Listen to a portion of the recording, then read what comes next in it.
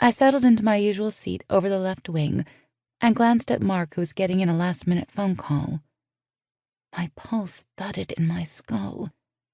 I couldn't tell if it was from a hangover or the revelation that the only time I'd ever had a one-night stand, my lover was actually my employee. Could I not just have one thing where my work and my private life didn't bleed together? For a terrifying moment, I wondered if Mark hadn't set it up as a get back on the horse scenario. Quickly, I dismissed the idea. He wasn't that kind of person. I stared toward the front of the cabin. The cockpit curtain was closed, hiding her from view. How had I not known who she was? How long had she worked for us? I took a mental trip backward through yesterday morning's flight. I worked for most of it and rushed off the plane with my earphones still in, calling out my thanks to the pilot as I walked past.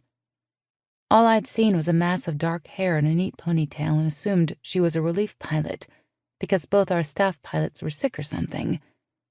I'd been up working for most of the night before, and I still hadn't had my mid-morning coffee. Nobody is their most attentive or observant under such circumstances. I decided to give myself the benefit of the doubt, concluding I really couldn't have known because I hadn't seen her face or heard her voice.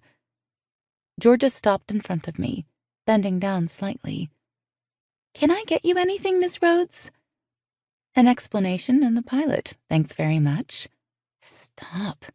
Exactly the sort of thoughts you are not allowed to have, Isabelle. Still, my eyes went to the front of the plane again before I disciplined them to look up at Georgia. "Some water and a couple of headache tablets would be great, please." "Of course."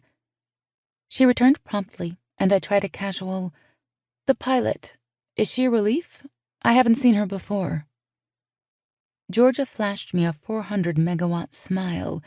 "No, she's not a relief pilot, Miss Rhodes. Yesterday was Captain Graham's first day flying for Rhodes and Hall, and I believe she's now employed full-time on the A roster." The smile dimmed to 397 megawatts, and she snuck a quick glance at Mark, still on the phone. "It's my understanding that Captain Ackerman has moved on." Her eyes shone, and in any other circumstance, I'm sure she would have vomited gossip all over me.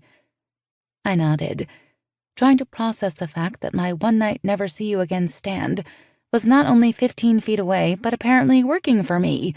Surprise! My life was a joke. The cockpit curtain slid open, and I caught sight of Captain Graham twisting around in her seat.